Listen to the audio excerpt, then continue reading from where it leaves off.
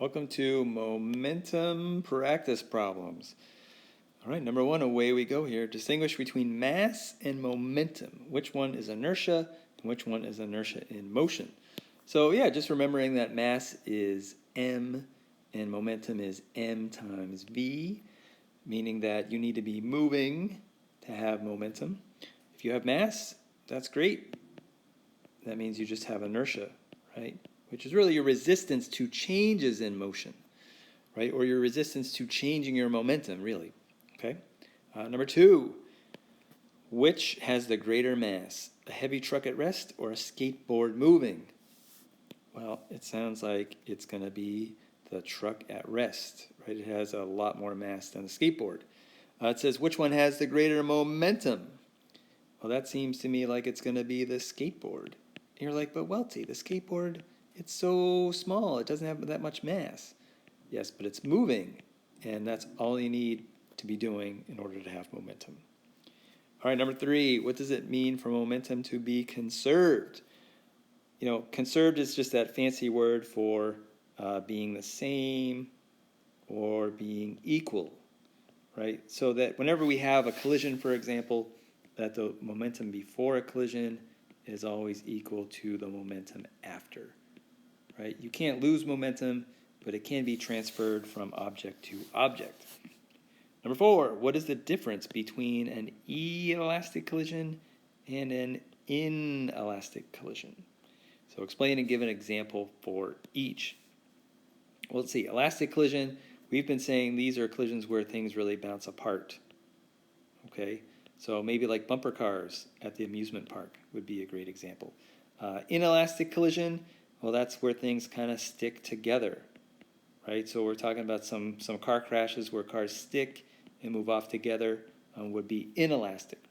Although, let me give you a little hint. Here's my disclaimer alert, I guess. Disclaimer.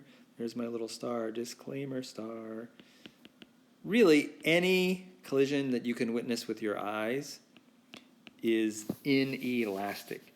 And that's because all these collisions that we can observe lose energy to some forms, like sound, heat.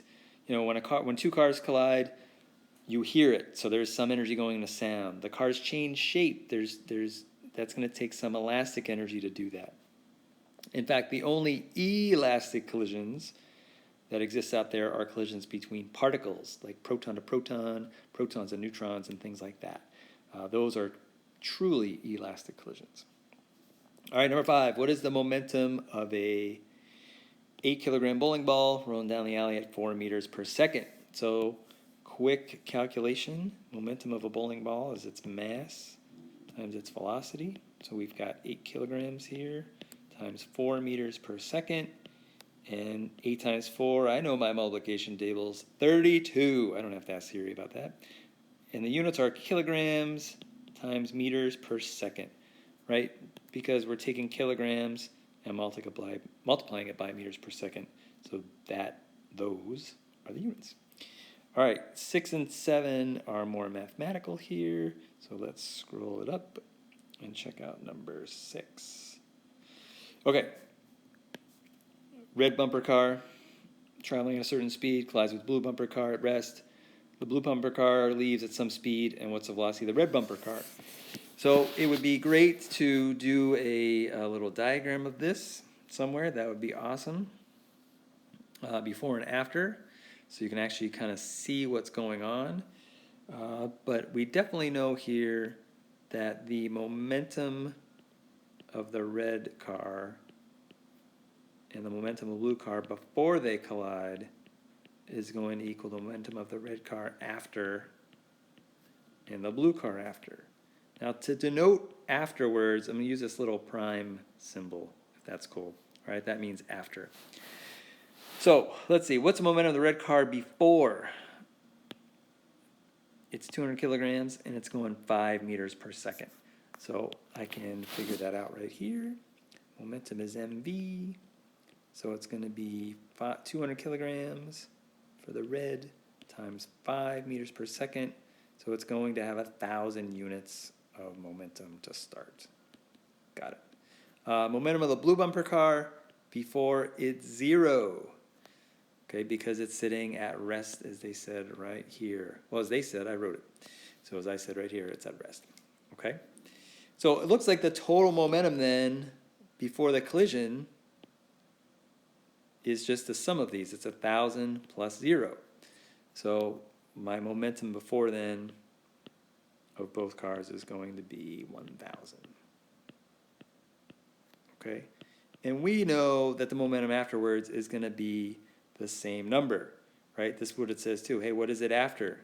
Well, it's going to have to be 1,000 because momentum is conserved, right? I can't lose momentum here.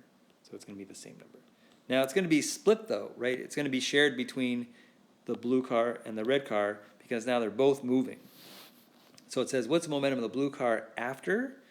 So it says that the blue car travels off at 3 meters per second, and the blue car is 150. It's a little smaller. So let's calculate the momentum of the blue car afterwards.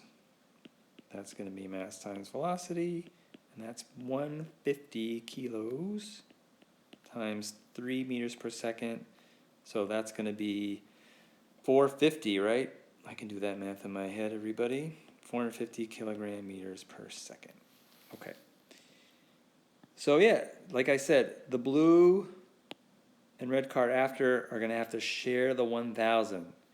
So if the blue car has 450 of the 1,000, what's the momentum of the red car after? Well, that's easy, right? It's going to be 550. Because if I go back up here for a moment, right here to my conservation statement, I know that red after and blue after have to equal whatever the momentum was before, and we said it was 1,000, right? So what I can say is, well, all right, momentum after is still 1,000 for both cars. That's going to be the momentum of the blue car, which is 450, plus the momentum of the red. So if I do that math there, the momentum of the red car will be 550 units of momentum, okay? And since the red car has a mass of 200, we can then divide out to solve for what the velocity is right here. So if I divide 550, oh, my calculator's off. 550, ooh, struggling here. 550 divided by 200, that gives me 2.75 meters per second. Okay? So yeah, it'll be a little slower because it transferred some momentum to the blue car. This is going to be elastic since they bounce apart. Okay? All right, let's move on to the next question here. Number 7. It's our football question. I'm actually going to show both of these here. Okay. So lineman, right? Running at 4 meters per second collides with a stationary lineman. That's running back, sorry. And then they stick together. Oh, sounds like inelastic to me. Here's the collision right here. Here's the rusher. Here's the lineman. So it says, what's the momentum of the running back before the collision?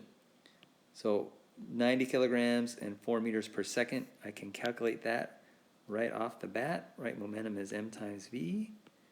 So it looks like I have 90 kilos times 4 meters per second. Again, I don't need a calculator for that. That's 360 kilogram meters per second of momentum. What's the momentum of the lineman before the collision? 0, because it says he's stationary, he's just sitting there, he's waiting for the running back to run right at him. So what's the total momentum of both before? So that means the momentum before they collide is just the sum of both of their momentums. So 360 plus 0, I get 360, right? Now here's the deal. After the collision, the momentum afterwards still has to be 360. Momentum must be conserved, right? So I can't create any new momentum. But now it's going to be equal to the mass of both of them times the velocity of both, right? They stick together, they move as one item, one unit. So that means 360 will equal their combined mass of both. So 90 and 120 is 210, correct? 210 kilos. times their velocity, and if I divide both sides by 210, so it's 360 divided by 210, yeah, they're going to move slower, right? That velocity is going to be 1.71 meters per second, right? And this will be inelastic since they stick together. Last one, number 8. You're at rest on ice skates holding a large medicine ball, right? So here's you. There you go. And you're holding a medicine ball, right? What's the initial momentum of you and the medicine ball? 0, right? So before you throw it, the momentum is going to be equal to 0. Now you throw it to your friend, and you notice that you move backwards. So as you throw the medicine ball, you're on ice skates, by the way. Did I not say that? Did I not put ice skates on you? There you go. All right, you're on ice skates. So after you throw the ball ends up moving this way, but you also move backwards too, right? So the question is, why do you move backwards when you throw the ball forwards, right?